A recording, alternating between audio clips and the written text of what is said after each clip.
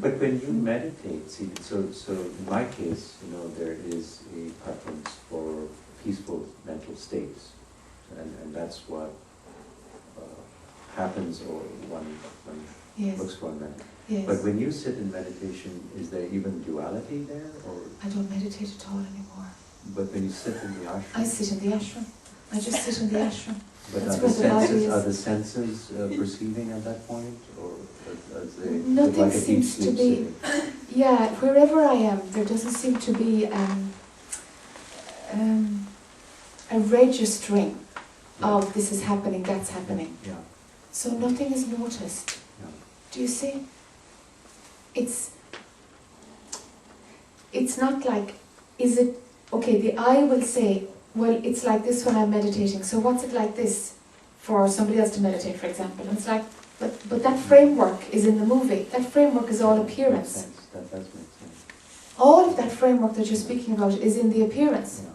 So it's like, so will we take the appearance as real and talk within that? But that's just the appearance. See it as appearance.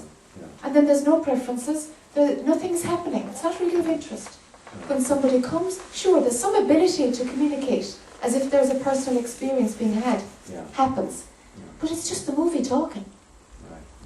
No, it makes sense to me because all my questions are based on an I experiencing different states. That's right. And then having preference for one state. That's exactly what we're talking about, Suresh. And then in this other, this other dimension, it's almost impossible to conceive. Yes, yes. But it's what you are. Yeah. And mind thinks it has to do something to know it.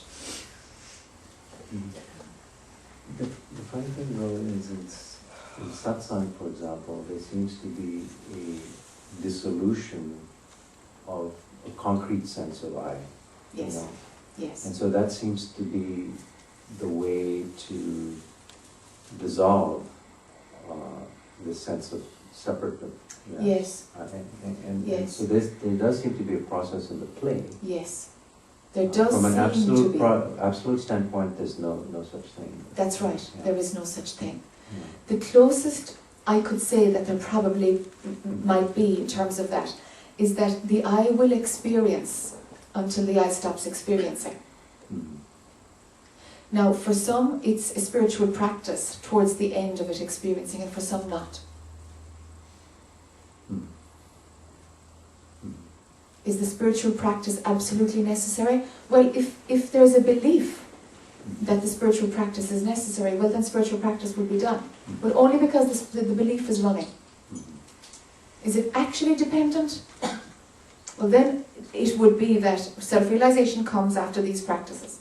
And it's not so. There's a general thrust, but there'd be a hell of a lot. You know? Yeah.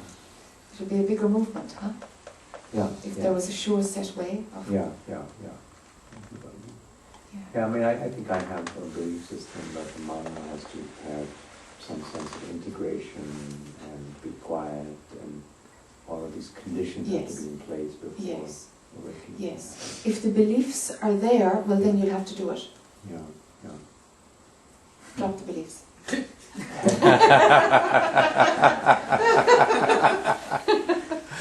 Not to kind of, be cheeky about it, but it's the beliefs that are creating the I. Yeah. Whatever the beliefs are, whether they're around spiritual practice, whether they're around whatever, it doesn't matter. They're creating the I, because it takes an individual to have beliefs. So I'm saying to drop the beliefs, not because of the quality of the beliefs, but because it's maintaining an I. It's giving some solidity to that idea. Yeah. So stop running the beliefs. Because secondary to the beliefs is to drop the vasanas and, remain in stillness. There's only one thing to do. Place your attention at the source of the next thought. The interesting thing is, the mind cannot by itself stop running its own beliefs.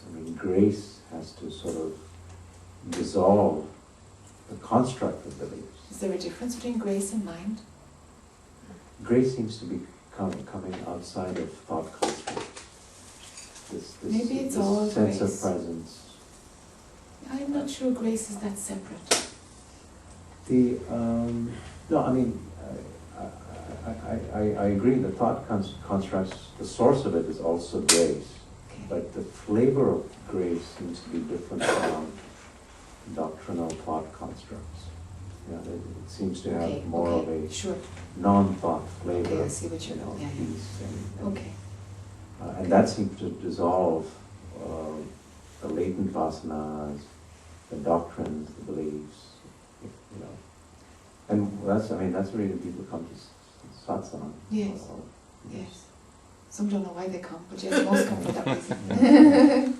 So as long as that belief system is set up, yeah. that grace is doing that, it's just maintaining the eye, Suresh. That's all it's doing actually, is maintaining the eye. Yeah. Actually, that's what it's doing. It's enabling the personal experiencing to continue. Mm-hmm. It's actually becoming the obstacle. It is the obstacle. It is the obstacle. So the opposite would be to get drunk Would it? and go running around. The opposite would be not to run such thoughts and place your attention in what you are. Place your attention beyond all of it and leave it there. So that the beliefs aren't running and the I who has to do something to get to where the source of the next thought is. There is nothing to do but place your attention there. But that's the grace I'm talking about. You know, and then in satsang, you just I can easily set aside the thought, and then this Yes. flavor of peace seems to Yes. just dissolve Yes. the old conditioning. Yes. Yeah. But the So experience that's of the it. attention. That's where you're saying, put attention. Yes. But if you mind is tricky, you see? It's tricky. It's perpetuating the seeker. It's perpetuating the seeker because these things will never be done. A point will come when you'll see that the seeking is the obstacle. And I'm saying, hey, look, look, look, the beliefs are the thing that's the obstacle. There's only one place to place your attention. You can keep shifting vasanas forever. Mind, that's fine. Do it for as long as you want to do it. But all it's doing is stopping attention being placed at the source of the next thought. If attention is there, there are no beliefs running. There are no vasanas that are of interest. There's no I doing its work.